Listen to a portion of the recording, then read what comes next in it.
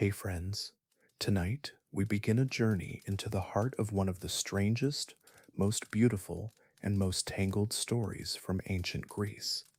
It's a story about a love that began with jealousy, continued with deception, and somehow quite unexpectedly transformed into eternity. So before you get comfortable with your tea or settle under the covers, take a moment to like the video if you enjoy these cozy nightly legends. And let me know in the comments where you're tuning in from and what time it is for you. It's always fascinating to see how all of us, from different corners of the world, can travel together into these ancient myths just before falling asleep. And now, take a deep breath, maybe dim the bright lights, and perhaps turn on a fan for that soft background hum. Let's ease into the story of a girl so beautiful she managed to annoy the goddess of beauty herself. Book I, The Voice That Moved Stones. In an age when the world was still young, when gods walked in the high mountains and spirits whispered in the rustling of leaves, there was a magic that lived not in spells or potions, but in music. This was the time before the great heroes and their great wars, a quieter, greener time when the earth's deepest secrets could be coaxed out by the right melody. And in all the world, there was no melody more right, no music more powerful than that which came from the lyre and the voice of Orpheus. He was born of a union between the divine and the mortal, a living bridge between two worlds. His mother was Calliope, the eldest and wisest of the Muses, the very breath of epic poetry and eloquence. His father was a king of Thrace, a land of wild mountains and fierce rivers. From this parentage, Orpheus inherited a king's bearing, but a god's soul, and a gift so profound it seemed he had stolen the secret harmony that holds the universe together. His instrument was a lyre, its wood a deep, polished gold, its strings said to have been strung by Apollo himself. But the lyre was only a channel. The true magic resided in Orpheus. When he played, the world did not simply listen, it obeyed. His music was not a collection of notes, but a force of nature in itself.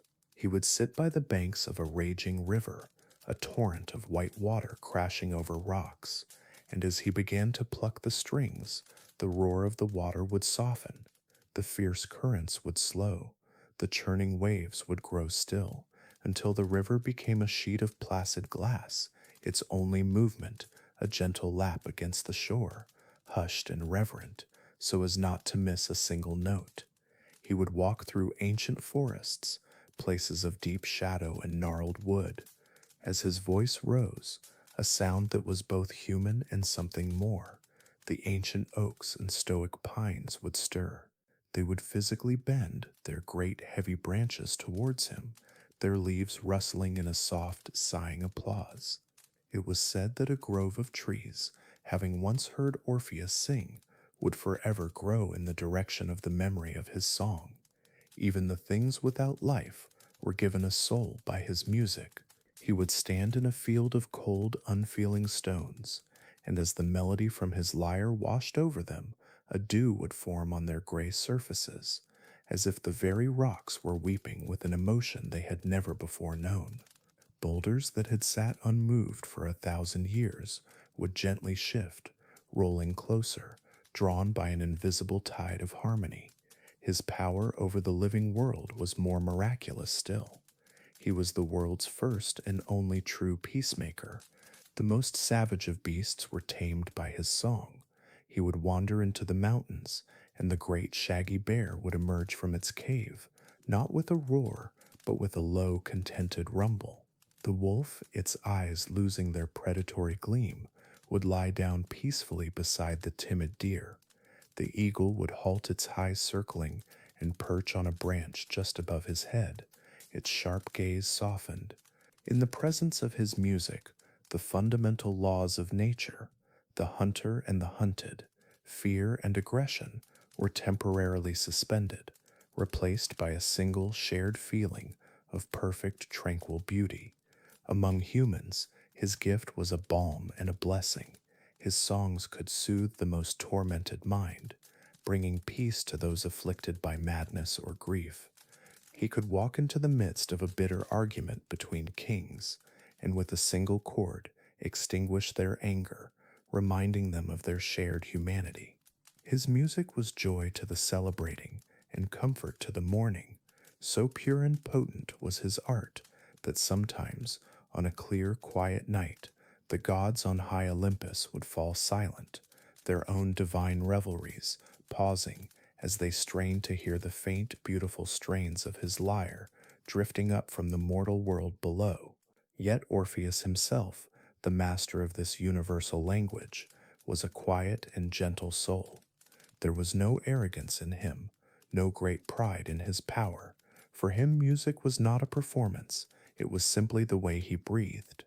He was often found not in his father's court, but in the secluded glades of the forest or the lonely shores of the sea, playing his lyre for an audience of birds and breezes.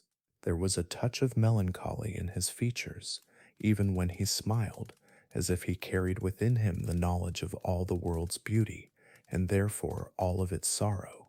He was loved by all who heard him, but understood by none. He was the voice of the world, a conduit for a magic he did not create, but simply allowed to pass through him. He lived in a state of sublime, harmonious solitude, a man surrounded by listeners, but with no one to truly share the silence. His world was perfect, yet incomplete, waiting for a single soul who could hear not just the music, but the man who made it. Book 2. A Love Born from a Song. For a long time, Orpheus believed his music was its own reward. He was the voice that spoke to the soul of the world, and the world's silent, rapt attention was his only companion. He moved through life as if in a beautiful dream, surrounded by a harmony of his own making, a perfect and solitary existence. He did not know he was lonely, for he had never known anything else. He did not know his music lacked a final, crucial element because he had never heard it. He was a sun without a planet to warm, a sea without a shore to embrace. Then one day, seeking a quiet place he had never played in before, he wandered into a secluded meadow deep in the heart of the woods. It was a small, sun-drenched clearing, ringed by ancient, silent trees, a place that felt untouched and sacred. Believing himself to be truly alone, he sat beneath a silver birch and began to play. This time, he did not play to calm a river or soothe a beast. He played for himself. The melody that flowed from his lyre was not one of epic grandeur, but a quiet, introspective tune filled with a gentle, nameless longing he had never consciously acknowledged. It was the music of his own solitude. He played with his eyes closed, lost in the sound. When the final note faded into the warm air, he expected the usual reverent silence of nature. But this time, the silence felt different. It was not empty, it was attentive. He opened his eyes, and he saw her. She was standing at the edge of the clearing, partially shielded by the leaves of an old oak tree. She was a dryad, a nymph of the woods, and her beauty was as wild and natural as the forest itself. Her hair was the color of rich soil after a rain, and her eyes were a soft, mossy green. She was not adorned with jewels or silks, but with a simple garland of ivy and the dappled sunlight that fell through the canopy. She was not looking at his lyre, nor was she gazing at the sky in a trance, as so many others did. Her eyes were fixed on him, on his face, with an expression of such profound understanding and gentle empathy that it startled him. For the first time in his life, Orpheus felt seen. "How long have you been listening?" he asked, his voice softer than usual. She stepped out from the trees, her movements as graceful and quiet as a doe's. "I was not listening to the music," she said, her voice like the rustling of leaves in a summer breeze. "I was listening to its sadness. That was a very lonely song." Her words struck him with the force of a revelation. Everyone in the world praised the beauty of his art, the perfection of his skill, But she, this quiet creature of the woods, was the first to hear the feeling behind the notes. She heard the silence between them, the part of him that he himself had never given a voice. This was Eurydice, and in that moment, his world, which he had thought complete, was irrevocably changed. He began to seek her out.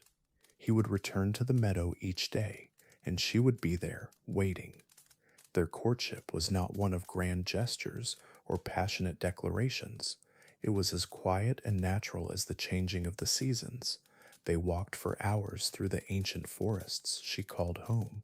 She taught him the silent language of the woods, how to understand the whispers of the wind, how to read the stories in the bark of a tree, how to feel the pulse of the earth beneath his feet. In turn, he played for her. But his music was different now. He no longer played to move mountains or tame lions. He played to see the smile that lit up her face.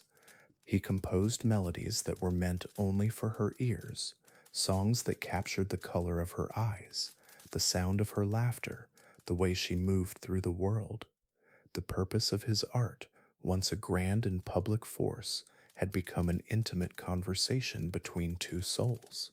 His music had found its true audience, and in doing so, had found its home. Before Eurydice, his songs were perfect. With her, they became whole. She was the gentle quiet that gave his powerful melodies their meaning. He was the sound, and she was the silence that held it, giving it shape and depth. Their love was a perfect harmony, a seamless blend of his celestial art and her earthly grace. It was a love so pure and so complete that the thought of being apart became an impossibility, a dissonance that the world could not bear. The decision to marry was not so much a choice as it was an inevitable, joyful conclusion to a song that had been playing since their first meeting. When Orpheus announced their wedding, it was said that the world itself began to celebrate. The rivers ran clearer, the flowers bloomed in more vibrant colors, and the beasts of the forest seemed to lift their heads in anticipation. Nature, which had for so long been his only congregation, now prepared to be the honored guest at the wedding of the man who was its voice, and the nymph who had become its heart. A day of perfect, unparalleled joy was coming, a day when the most beautiful love in the world would be sanctified under the smiling eyes of the gods, and in their idyllic bliss, neither of them could imagine the cruel, dissonant note that fate was preparing to play. Book 3. The Serpent's Bite. The day of their wedding dawned as if the world itself had been waiting for it. The sun rose not with its usual fiery command, but with a soft, golden caress, its light filtering through the trees in gentle dancing beams. The air, usually just air, was today a palpable entity, thick with the scent of 1,000 flowers, that had chosen this specific morning to bloom in their most vibrant colors. A gentle breeze, a gift from Zephyr, carried the sweet perfume across the land, a silent announcement that today love was being crowned. Their temple was the meadow where they had first met. Their guests were the spirits of the wild, satyrs with joyful, mischievous eyes peeked from behind ancient trees, and the dryad sisters of Eurydice emerged from their oaks, their hair woven with fresh dew and blossoms. Animals that were usually timid and hidden came to the edge of the clearing, the deer, the fox, the quiet badger, all drawn by the pure joy that radiated from the heart of the forest. The world was holding its breath in happy anticipation. Eurydice was a vision of life itself. Her simple white gown seemed to glow, and in her moss-green eyes was a light that outshone the sun. She did not walk to the center of the meadow. She seemed to float, her feet barely touching the petals that had fallen to create a path for her. And then Orpheus began to play. He stood opposite her, his lyre in his hands, and he did not play a hymn or a traditional wedding march. He played the song of their love. It was a melody that began with the quiet wonder of their first meeting, swelled with the warmth of their shared walks and conversations, and finally burst forth into a chorus of such unrestrained, triumphant joy that everything in creation seemed to respond.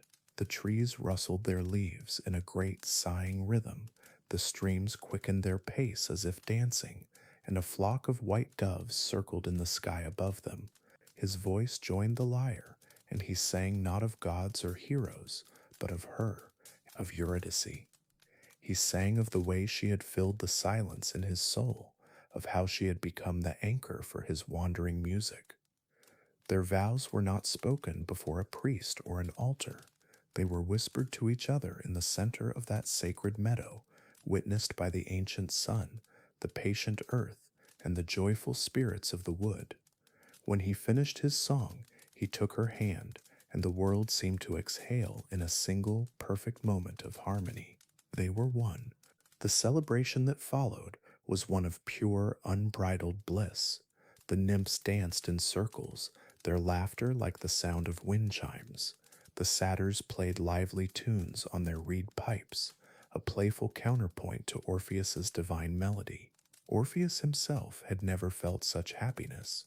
The melancholy that had always clung to the edges of his soul was gone, burned away by the radiant light of his love for Eurydice. Filled with the euphoria of the moment, Eurydice laughed, and pulling away from Orpheus, joined her nymph sisters in a chase through the tall, sun-drenched grasses at the edge of the meadow.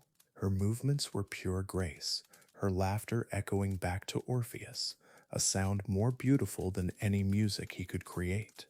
He watched her, his heart so full of love he felt it might burst. She ran, light and carefree, her bare feet pressing into the soft earth.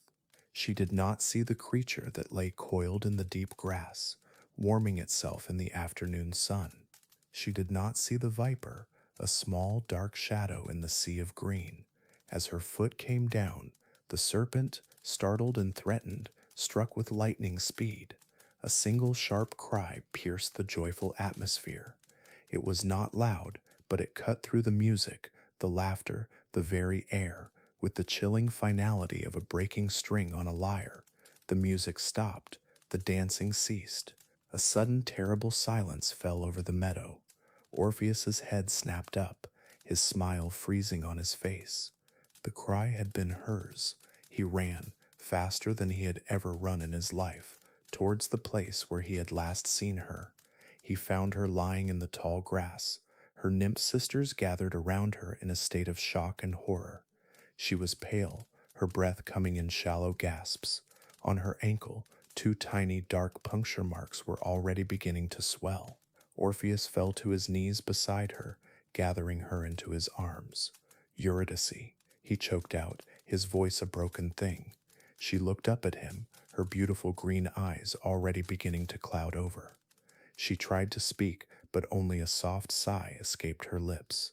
She raised a trembling hand to touch his face one last time, and then, as the viper's venom reached her heart, her hand fell, and the light in her eyes went out. She was gone. The sun, as if in horror, slid behind a cloud. The vibrant flowers in the meadow seemed to instantly wilt, their colors turning to a dull, sorrowful gray. The birds fell silent in the trees. Orpheus held her lifeless body, a terrible guttural sound of pure agony tearing from his throat. The harmony of the world had been shattered. The music was over, and in its place was a silence so vast, so profound, so empty, that it threatened to swallow the world whole. Book 4, A World Without Music. The silence that followed Eurydice's last breath was not merely an absence of sound. It was a living, breathing entity, a cold, heavy void that settled over the once joyful meadow. The world, which had moments before been a symphony of celebration, was now muted, as if a divine hand had muffled all of creation. Orpheus did not move. He knelt in the wilting grass, holding the still warm body of his wife, his face a mask of numb disbelief. The silence was his own. For the first time in his life, there was no music in his soul, only a vast, echoing emptiness. They held a funeral for her, not in a cold stone tomb, but there in the forest she had loved. The nymphs, their faces stained with tears, created a bier of soft moss and woven ferns. The satyrs, their usual mirth extinguished, stood as a silent, grieving honor guard. The animals of the wood watched from a distance, their heads bowed. Through it all, Orpheus remained a statue of sorrow. He performed the rites, his hands moving mechanically, but his eyes were vacant, and his lyre, the instrument that was like an extension of his own soul, lay untouched on the ground beside him, its strings gathering the evening dew like tears. The most powerful tribute he could pay her was his silence. In a world where his music was the very definition of life, its absence was the ultimate expression of death. After they laid her to rest beneath the roots of an ancient willow tree, Orpheus began to wander. He was no longer a king's son or a master musician. He was a ghost, haunting the world that had once been his paradise. He walked without destination, his feet carrying him through forests that no longer seemed to recognize him. The trees did not bend to greet him, the rivers did not calm their currents. The world had become indifferent, its magic withdrawn, as if its heart had been broken along with his. The days bled into one another, a gray, featureless expanse of time. He did not eat, he barely slept. His beautiful lyre, his constant companion, was now a heavy, silent burden that he carried on his back. He could not bring himself to touch its strings, for he knew that any note he played would only confirm the truth of his loss. A world that contained his music, but not her laughter, was a world he could not bear to listen to. Nature itself seemed to reflect his inner desolation. The streams he passed flowed sluggishly, their waters dark and murky. The leaves on the trees began to yellow and fall, though it was still the height of summer. The birds who had once sung in harmony with his melodies now forgot their songs, their calls becoming harsh and infrequent. The sun itself seemed to have lost its warmth, casting a pale, watery light over a grieving landscape. His sorrow was so immense, so profound, that it was leaching the very life out of the world around him. Then, one evening, as he sat on a desolate rocky shore, watching the gray waves crash against the gray stones, he finally, slowly unslung his lyre. His fingers, thin and trembling, hesitantly touched the strings. He did not know what he would play. He only knew the silence had become a heavier burden than any sound could be. The first note that emerged was not a sound of beauty. It was a sound of pure, unadulterated pain, a low, guttural moan from the heart of his instrument. And as he began to play, a new kind of music was born into the world. It was a melody crafted from the essence of loss itself. It was the sound of a final, whispered goodbye, the feeling of a hand slipping from one's grasp forever, the echoing emptiness of a silent home. This music was more powerful than anything he had ever created before. His songs of joy had commanded nature, but this song of sorrow made it weep. The cold stones on the shore began to glisten, as if crying. The waves of the sea seemed to slow their crashing, their roar softening into a long, mournful sigh. The gnarled, salt-bitten trees on the cliffside twisted their branches as if in agony. The sound carried on the wind, reaching distant cities, and men and women who heard it would suddenly stop what they were doing, their hearts filled with a nameless sadness for losses they had long forgotten. It was said that on Olympus the gods themselves fell silent, and tears streamed down the face of Persephone, the queen of the underworld, for she knew the sound of true grief better than any other. He played through the night, pouring all of his pain, all of his memory, all of his love into the song. But when the gray light of dawn broke, he was still alone. The music, as powerful as it was, could not change the past. It could not bring her back.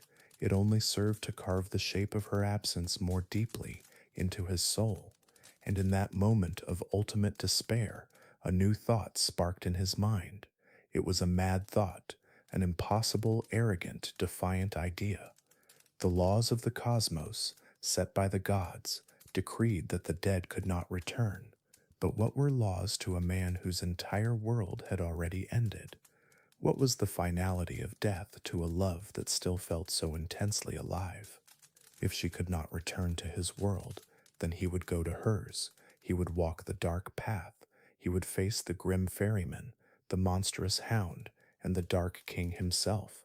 He would go down into the kingdom of Hades, into the land of eternal silence, and he would make it listen. A new resolve, born from the ashes of his grief, hardened in his eyes. He was no longer just a broken-hearted wanderer. He was a man with a mission. He stood up, his tall frame silhouetted against the rising sun. He held his lyre, no longer a mere instrument of art, but now his shield, his passport, and his only weapon.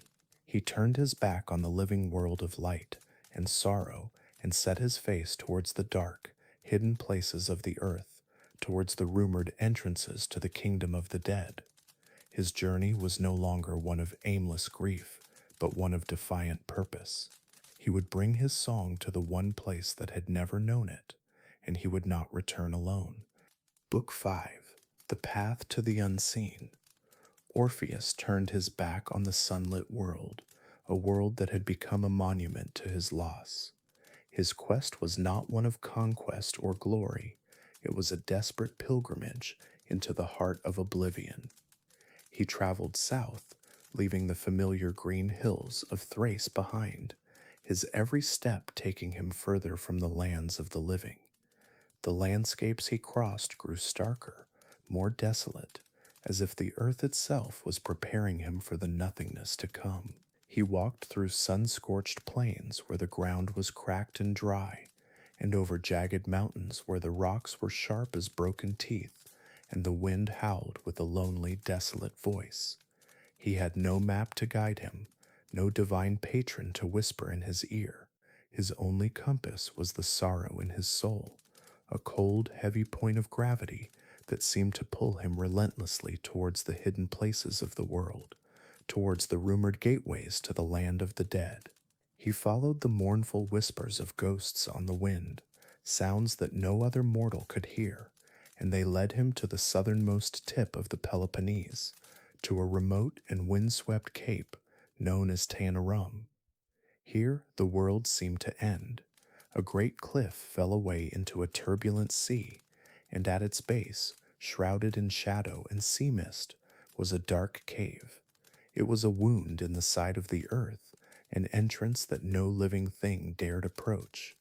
The air around it was unnaturally cold. No birds nested in the nearby rocks. No blade of grass grew on the barren ground leading to its mouth. A faint, chilling draught blew constantly outward from the chasm, carrying with it the scent of ancient dust, damp stone, and a sorrow so old it felt like a part of the rock itself. This was a place of dread. This was the entrance to the underworld. For a long moment, Orpheus stood at the threshold, the world of light and color behind him, a chasm of absolute blackness before him. He could feel the warmth of the sun on his back, a final gentle reminder of the life he was leaving behind. He hesitated, not from fear for himself, but from the sheer overwhelming finality of the step he was about to take. Then he thought of Eurydice, a lone shade in this eternal darkness, and his resolve hardened into unbreakable steel. He took a breath of living air, held his lyre tight, and stepped across the threshold, from the world of the living into the kingdom of the dead. The darkness that enveloped him was total.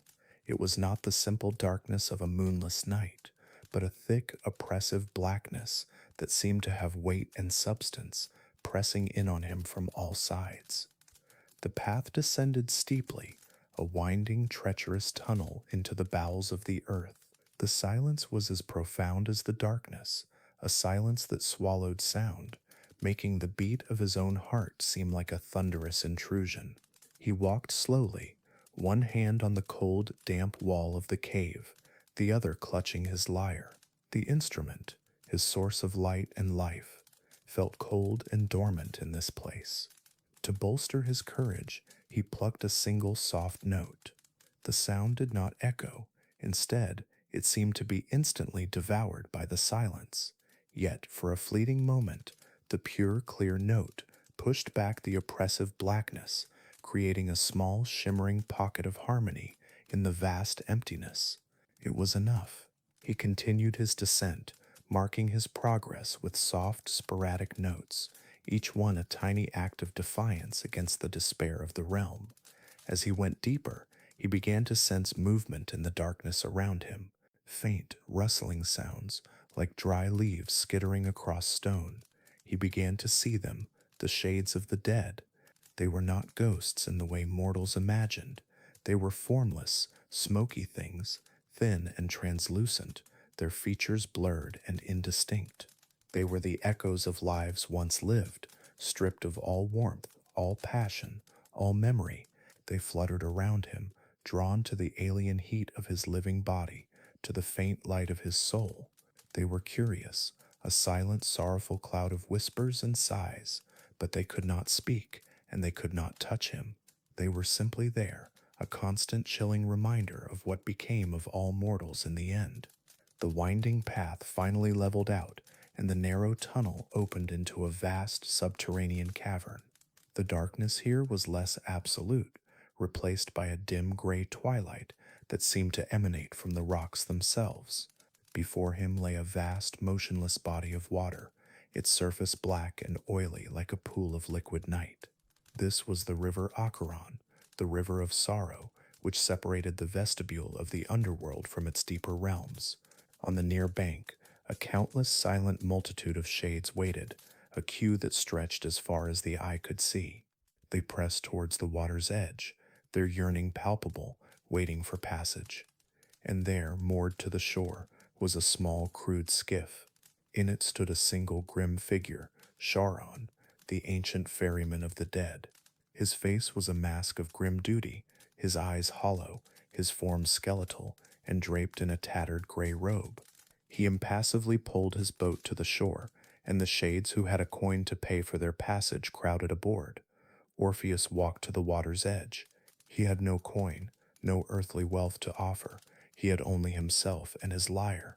He tried to step onto the boat, but Charon blocked his path with his long pole, his empty eyes showing no flicker of emotion. The ferryman did not speak, but his message was clear. The living were not permitted to cross. The boat was for the dead, and the dead alone. Orpheus stood on the dark shore, the silent waiting souls of the forgotten dead around him, the grim ferryman before him, and the black river of sorrow at his feet.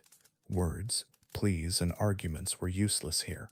In this kingdom of silence and despair, he had only one language left to speak. He lifted his lyre. Book 6, The Song That Tamed Hell. Orpheus stood before the silent, grim ferryman. His lyre held not as an instrument of art, but as a key. Charon's ancient, hollow eyes held no pity, no curiosity, only the unyielding finality of his duty. Words were the currency of the living, and they held no value here. Orpheus knew that only one language could bridge the chasm between his world and this one. He took a breath not of air, but of courage, and his fingers found the strings. The first notes that broke the silence were not loud or demanding. They were soft, tentative, like a single ray of sunlight piercing a dark and ancient tomb. Then the melody began to build. He played not the song of raw grief he had unleashed upon the living world, but something far more profound. He played the song of life itself. His music painted pictures in the colorless air. It was the warmth of a summer afternoon, the taste of fresh water, the scent of blooming flowers, the feeling of a lover's hand held tightly in one's own. He poured into the melody the entire memory of his joy with Eurydice, their laughter, their walks, the perfect harmony of their shared existence. It was a song of life, of love, of light, sung directly into the heart of darkness and death. The shades waiting on the bank, who had drifted for ages in a listless gray fog of forgotten memory, began to stir.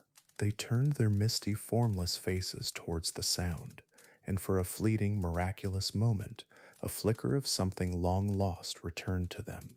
A shade that had been a soldier remembered the glint of sun on his shield. A soul that had been a mother remembered the weight of her child in her arms. A silent, sorrowful tear, the first to be shed in this place in millennia, traced a path down the skeletal cheek of Charon.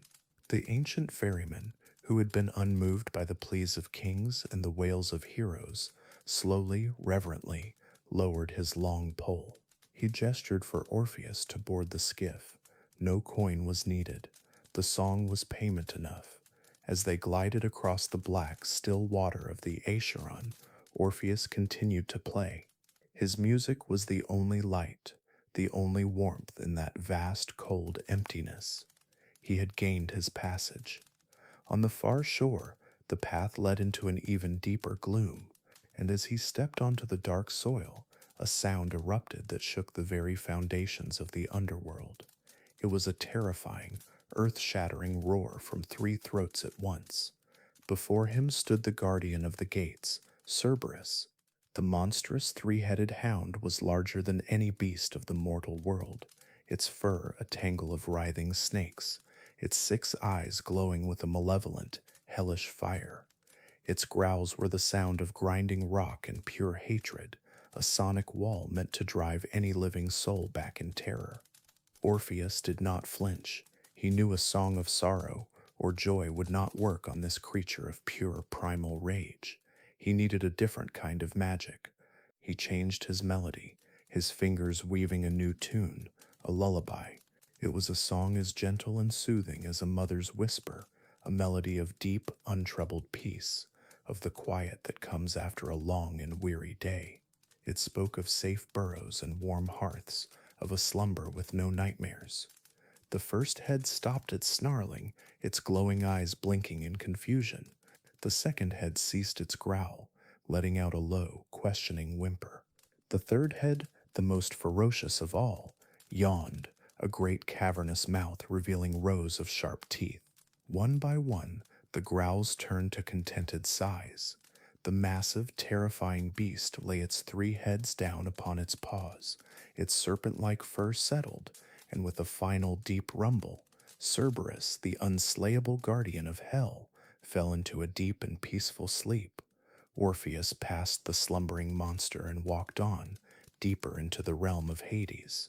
He now entered the Asphodel Meadows, the place where the souls of ordinary people, those who had been neither virtuous nor wicked, drifted for eternity. It was a vast gray plain under a gray sky, covered in pale, ghostly asphodel flowers. Here the shades aimlessly wandered, with no memory, no purpose, no feeling. His music flowed over them like a gentle tide, and for a moment a hint of color seemed to touch the gray landscape, a fleeting memory of a life once lived before it faded again into the endless twilight.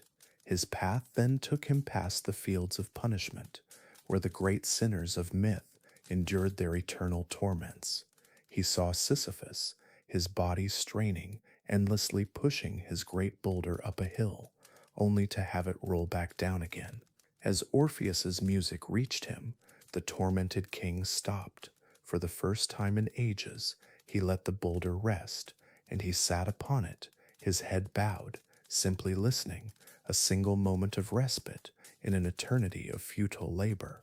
He saw Tantalus standing in a pool of water he could never drink, beneath fruit he could never eat. As the melody washed over him, he forgot his burning thirst and gnawing hunger, his face for a moment calm. Orpheus had done the impossible. He had charmed the ferryman, lulled the beast, and soothed the damned. He had walked through the outer rings of hell, his music a shield and a key. Now before him in the distance loomed a great dark structure, a palace of obsidian and shadow that seemed to absorb all light. It was the throne room of the king and queen of this desolate kingdom. He had tamed hell's guardians. Now he had to face its masters. He walked towards the great dark gates, his lyre ready for the final, most important performance of his life. Book 7, A Plea to the Dark King and Queen. The great gates of the palace of Hades swung open without a sound, revealing a hall of breathtaking and terrible majesty. This was not a realm of fire and torment, as mortals often imagined. It was a place of profound, cold, and eternal order. The vast hall was carved from a single seamless piece of polished black obsidian, so smooth that it reflected the dim gray twilight like a dark, still lake. Pillars of shadow held up a ceiling where veins of precious minerals glittered like captured, lifeless stars. The silence here was absolute, a pressure against the ears, the silence of finality. At the far end of the hall, upon two great thrones, sat the rulers of this sunless kingdom. Hades, the lord of the dead, was a figure of implacable authority. He was not a monster, but something far more intimidating, a law of nature made manifest. His face was stern and impassive, his features seemingly carved from ancient granite, and his dark eyes held the weight of all the souls that had ever passed into his realm. He did not radiate evil, but an unyielding, unbreakable finality. He was the god of the last word, the final stop, the end of all things. Beside him sat his queen, Persephone. Where he was the embodiment of death's unchangeable law, she was its sorrowful heart. She was as beautiful as a winter frost on a barren branch, her eyes holding both the memory of the sunlit meadows she had lost and the quiet wisdom of the darkness she now ruled. In her gaze was a deep melancholic empathy, for she alone, of all who dwelled here, understood both what it was to live and what it was to be taken. Orpheus, a single, warm, living soul in this court of shades and shadows, walked the long path to the foot of their thrones. He felt the gaze of the underworld's silent court upon him, the three grim judges of the dead, Minos, Rhadamanthus, and Aeacus, the dark-robed fates who had woven his destiny and now watched its final threads unwind, and even the black-winged Thanatos, Death himself, who stood by the throne, his expression unreadable. Orpheus knew that mortal words, pleas, bargains, arguments would be meaningless here. They were the tools of a world that ran on hope and chance, and this world ran only on certainty. He did not speak. He bowed his head low, lifted his lyre, and began to play. He did not play the song of life he had offered to Charon, nor the lullaby he had sung to Cerberus. He played the song of his own soul. It was a melody that told a story. It began with the quiet beauty of the world he knew, the feeling of the sun on one's skin, the sound of the wind through the trees, the simple joy of being alive. Then the music swelled, and he sang of Eurydice. He sang of the moment he first saw her, a note of pure, breathtaking wonder. He sang of their love, a long, beautiful harmony of shared laughter and quiet understanding. He sang of their wedding day, and the music soared into a chorus of such perfect, radiant bliss that it seemed to bring a phantom warmth into the cold hall. Then, with a sudden jarring dissonance, the music shattered. A single sharp, painful note cried out from the lyre, the serpent's bite. The melody descended into a chaotic, agonizing expression of loss. He sang of the light going out in her eyes, of the deafening silence that had followed, of the gray, colorless world she had left behind. His voice, now raw with pain, told of his lonely wandering, of a sorrow so deep it had poisoned the very earth he walked upon. Finally, the song changed one last time. It became a direct and desperate plea, addressed to the silent monarchs before him. He sang that he was not trying to cheat death forever. He knew all mortals must come here in the end. He asked only to borrow her back, to have her light and love for a few more years, until their hair was gray and they were ready to make the final journey together. He sang that it was the power of another great god, love, that had driven him to this madness, a power that even they, the rulers of the dead had once known. He ended his song with a single soft, pleading note that hung in the air for a long moment before fading into the vast silence. When the music was gone, the silence it left behind was different. It was filled with the echo of an emotion this kingdom had never known. The eternally tormented souls in the fields beyond had paused in their suffering. The merciless furies, it was said, wept tears of blood, and on the throne, Persephone's beautiful, sorrowful face was wet with tears, for she remembered the meadows, and she remembered what it was to lose the sun. Orpheus looked to Hades. The stern, implacable face of the Dark King had, for the first time, changed. The hard lines had softened, his gaze holding something other than cold duty. The song had reached through the eons of his grim reign and touched something within him, a memory of the passion that had once led him to steal his own queen from that very same sunlit world. He looked at his weeping wife, and then his gaze fell upon the mortal musician. Hades, the unmovable, had been moved. He opened his mouth, and his voice, like the sound of shifting continents and grinding stone, echoed through the hall. Your song has earned you a boon no mortal has ever been granted, the Dark King said. She will be restored to you. Eurydice may follow you back to the world of light. Orpheus's heart soared with a hope so fierce it was painful, on one condition. Book 8th, the one condition. A profound silence filled the great hall, the echo of Hades's voice still hanging in the cold air. Orpheus's heart, which had been frozen with grief, now hammered against his ribs with a wild, desperate hope. He had done the impossible. He had moved the unmovable. The king of the dead leaned forward on his obsidian throne, his dark eyes fixing Orpheus with a gaze that seemed to pierce right through him, weighing his soul. The laws of my kingdom are absolute, Hades continued, his voice leaving no room for argument. The dead do not return. I am making an exception for you, musician, and only because your art has brought an emotion to this place that it has not known since the beginning of time. But my exception has a price, and the law has a condition. He paused, letting the weight of his words settle. Eurydice will be released from her shade. She will be permitted to follow you.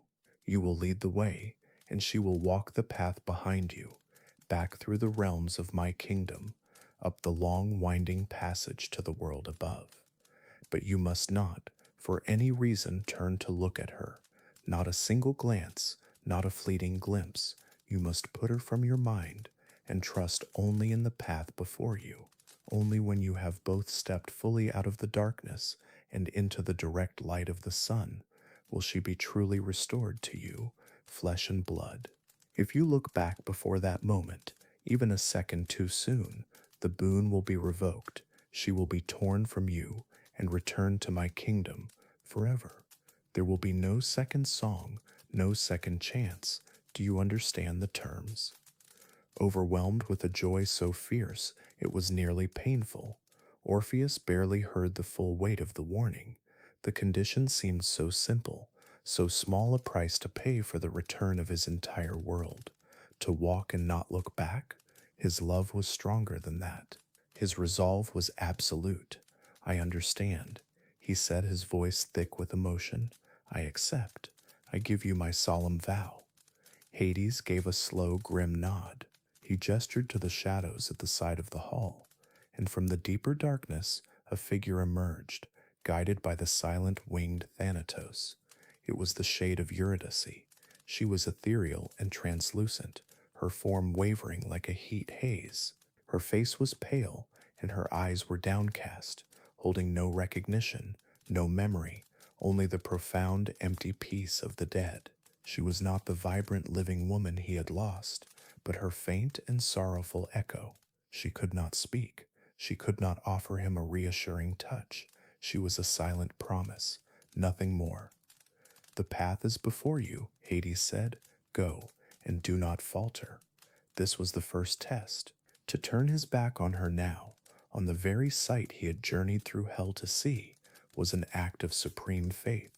With all the strength in his soul, Orpheus turned away from the thrones and from his wife.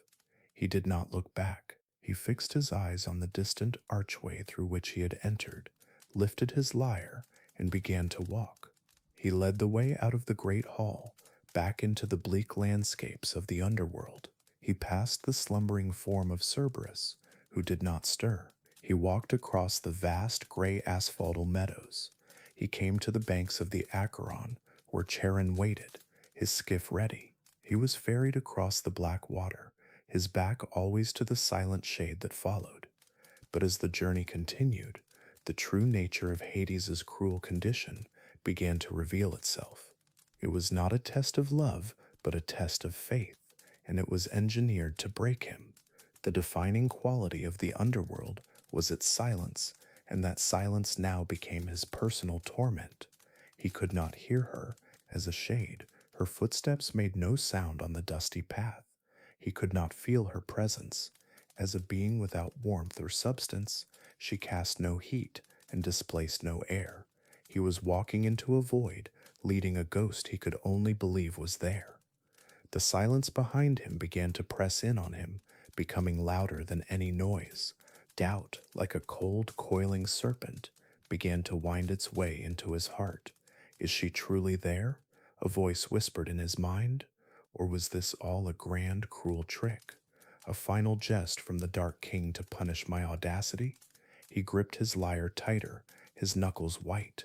He tried to focus on the memory of her, on the love that had brought him here, but the silence was a powerful solvent, dissolving his certainty. What if she has stumbled? The serpent of doubt hissed again. What if she is lost in the darkness, unable to keep up? What if she is calling my name and I cannot hear her? He longed, with every fiber of his being, to just play a single soft note on his lyre, a sound she could follow. But he feared any sound might be a violation of the pact. He had to walk in silence, just as she had to follow in silence. His journey became less a physical trek and more a torturous pilgrimage through the landscape of his own mind.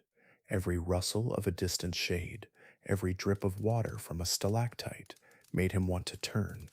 Every long, empty stretch of silence screamed that he was alone. It was a perfect psychological torture. To win, all he had to do was walk forward. But every instinct, every nerve, every human fiber of his being screamed at him to turn around, to get proof, to reassure himself that his entire desperate quest had not been in vain. After what felt like an eternity, he saw it. Far above, at the end of the steep, winding path of the cave, was a tiny, brilliant pinprick of light. The exit, the sun, the world of the living. Hope surged through him, so powerfully it almost buckled his knees.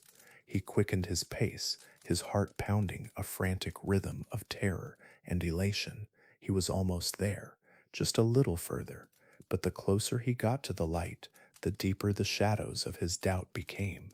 The silence behind him was now absolute, a deafening void where the sound of his Eurydice's footsteps should be. He was at the very threshold of his victory, but his faith was worn down to a single fragile thread. Book 9, A Moment of Doubt, an Eternity of Loss. The light ahead was no longer a distant star. It was a warm, welcoming archway, the gateway back to life. Orpheus could feel the gentle breeze of the upper world on his face, carrying the scent of pine needles, damp earth, and the sweet perfume of distant flowers. He could hear the faint, far-off song of a bird, the first living sound he had heard in an eternity. Hope, so fierce and bright, it was almost a physical pain, surged through him. He was steps away from victory. The world was waiting for him. Eurydice was waiting for him. He quickened his pace, his feet finding purchase on the last steep section of the path. The light grew, chasing the shadows from the damp cave walls, illuminating the path ahead. He was so close. And it was then, at the very precipice of his triumph, that the silence behind him became a physical presence. It was no longer just an absence of sound, it was a monstrous, taunting void. All through the dark realms, he had walked on pure faith, but the proximity of the living world made that faith fragile. The nearness of his goal made the stakes feel impossibly high. His mind, exhausted from grief and the immense strain of his task, began to betray him. The serpent of doubt, which he had kept at bay for so long, now coiled tightly around his heart and squeezed. She is not there, it hissed. You have been walking alone this whole time. This was Hades' final, cruelest jest. He let you come this far only to let you step into the sun and discover the emptiness behind you. You will emerge into the light, and your joy will curdle into a despair from which you will never recover. He tried to fight it. He focused on the memory of Hades' promise, on Persephone's tear-streaked face, but the silence was too powerful. He could not hear her. He could not feel her. He was leading a ghost, a memory, a hope. What if she stumbled? The voice in his head screamed. What if she, still a weak shade, could not keep up with your desperate pace? What if she lies fallen in the darkness, just a few steps behind? He was at the threshold. His own body was bathed in the warm golden light of the sun. He had reached the world of the living, but the pact was clear. They both had to be in the light. Was she? Was her foot out of the shadow, or was she still one step behind, still bound by the laws of the underworld? The uncertainty became an agony. He could not bear it.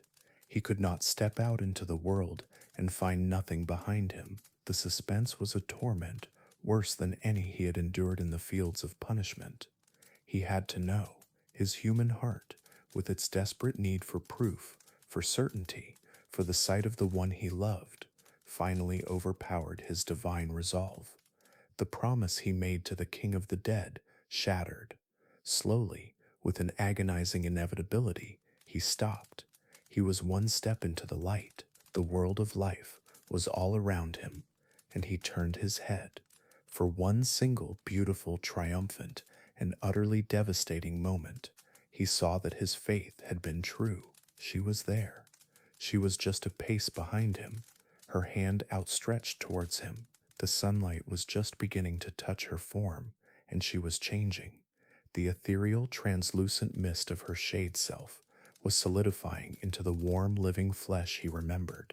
The color was returning to her cheeks, the light to her moss-green eyes. A faint, wondrous smile was beginning to form on her lips as she looked at him, a look of dawning recognition, of love returned from the abyss. For one perfect, heart-stopping second, he had won. He had brought her back. But his gaze had met hers a moment too soon. Her forward foot was still in the shadow of the cave's mouth. The pact was broken. The transformation instantly reversed. The warmth and color drained from her as if pulled by an invisible tide. Her solid form dissolved back into a wavering, translucent shade. The smile on her lips faded, replaced by an expression of infinite, heartbreaking sorrow. She did not cry out. She did not blame him. She simply looked at him, her eyes filled with a final silent farewell. Orpheus, she whispered, her voice not a sound, but a thought that brushed against his soul, a faint echo across a suddenly widening chasm. He watched in horror as she was pulled backwards, not violently, but gently, inexorably, like smoke caught in a soft breeze. She did not struggle. She simply faded, her form growing thinner and more transparent with every passing second until she was nothing more than a wisp of sorrow, swallowed once more by the darkness of the cave. Then she was gone. Eurydice, he screamed, his voice breaking, and he lunged back towards the cave, but the way was now barred. An invisible, impenetrable wall stood where the entrance had been. He beat his fists against the cold rock, calling her name over and over, his cries echoing in the empty air. But the only answer was the sound of his own heartbroken sobs. The gates of the underworld were closed to him now, and they would not open again. He stood at the threshold between life and death, belonging to neither. He had journeyed to the heart of hell, had tamed its horrors with his song, and had been granted the greatest boon ever given to a mortal. And he had lost it all, not to a monster or a god's trickery, but to a single human moment of doubt.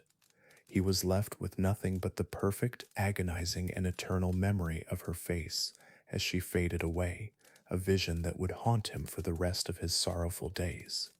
Book X, The Song That Remained. For 7 days and 7 nights, Orpheus did not leave the mouth of the cave. He sat on the cold stone at the border between the two worlds, a lonely sentinel at the gates of his own failure. He did not eat, he did not sleep, he did nothing but play his lyre and sing, his voice raw with a grief that was now beyond tears. He sang to the unhearing rock, pleading with the silent darkness, hoping that some echo of his sorrow might reach her, a final message of his love and regret. But the gate remained sealed. The underworld had taken her back, and its laws were absolute. On the 8th day the sun rose, and he finally understood. There was no going back. With a final sorrowful look at the dark chasm, he stood up, his body weary, but his spirit encased in a hard, cold shell of grief. He turned away from the land of the dead and began to walk back into the world of the living, but he was no longer a part of it. He was a ghost walking in the sunlight, his soul left behind in the darkness with her. He returned not to the courts of kings or the company of men, but to the wild, lonely places of the earth. He retreated to the high mountains of his homeland, Thrace, seeking solitude in the peaks that touched the clouds. He shunned all human society. The laughter of men felt like a mockery, and the company of women was a pain he could not bear. After Eurydice, all other faces were just empty masks. He had loved once, completely and perfectly, and he vowed he would never love again. His only companions were the ones who had always understood his music best, the ancient trees, the quiet stones, and the wild beasts of the forest. They would gather around him as he sat on a mossy rock, and they would listen, not to songs of joy or life, but to the endless, beautiful, heartbreaking melody of his loss. He sang only of Eurydice now. His music was a living monument to her memory, each note a tear, each chord a cherished recollection. His songs were more beautiful than ever, for they were born from the deepest well of human sorrow, and all of nature seemed to hold its breath to listen and to mourn with him.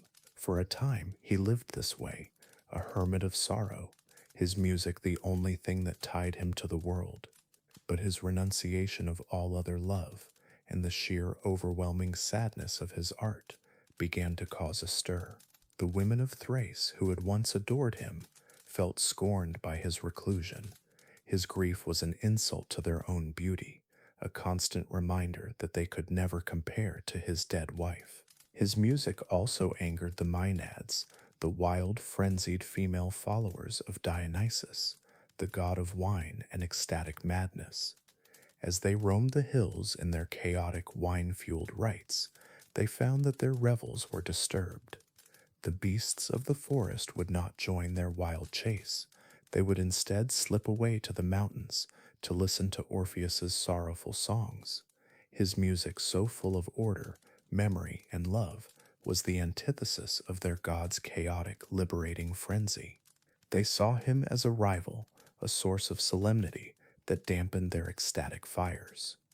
One day, as Orpheus sat in a clearing, lost in a song about Eurydice's smile, he saw them coming up the mountainside, a great crowd of Maenads, their hair wild, their faces flushed with wine, brandishing sharpened thyrsus staffs and stones.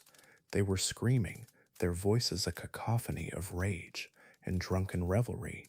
Orpheus, seeing their fury, lifted his lyre, believing his music could soothe them as it had soothed all other wild things. He began to play a song of peace, but their ears were deaf to it. Their senses were drowned out by the pounding drums of their own rites and the madness gifted to them by their god. His divine music, which could halt rivers and tame monsters, was powerless against the irrational fury of the human heart possessed. They fell upon him. The first stone they threw was met by a note from his lyre, so beautiful that the stone fell harmlessly to the ground. But then the air was thick with them. Their screams and shouts drowned out his music. As they closed in, he did not fight back. He simply held his lyre, and in his final moments, his eyes looked not at his attackers, but at the sky, as if he could see her face in the clouds. The last sound that passed his lips was a single, whispered word, Eurydice.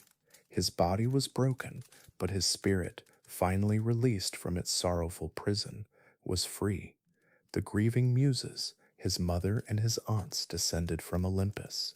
They gathered his scattered remains with loving hands and buried them with great honor at the foot of Mount Olympus. It was said that from that day forward, the nightingales that nested near his grave sang more sweetly and more sorrowfully than any others in the world. But the Maenads had thrown his head and his lyre into the river Hebrus, and a final miracle occurred. The lyre, carried by the current, began to play on its own, a sad, beautiful melody, and the head of Orpheus, floating beside it, began to sing, its voice still clear, lamenting his lost love. The river carried them across the sea to the shores of the island of Lesbos, and the islanders, finding the sacred relics, built a shrine in his honor. Lesbos became, for all time, an island of poets and musicians, the heart of music in the ancient world, and his soul, now a shade itself, made the journey he had made before. It descended into the darkness, past the silent shades and the slumbering Cerberus, across the river Acheron one last time. In the pale twilight of the asphodel meadows, he saw a familiar, graceful form waiting for him. It was Eurydice. He was a shade now, as she was. Here in the land of the dead, the cruel conditions of the living world no longer applied. He could look at her freely, and he did. He reached out, and his ghostly hand met hers. They did not speak, for there were no more words left to say. They simply began to walk together through the silent fields, two souls finally reunited in the quiet eternity they had been denied in life. Sometimes she would walk in front, sometimes he would, and they would turn and look at each other whenever they pleased, their long ordeal over at last. He had failed in his quest to bring her back to the sun, but his story and his music became immortal. They remained in the world above as a timeless testament to the power of art, the depth of true love, and the tragic, beautiful, heartbreaking flaw of being human.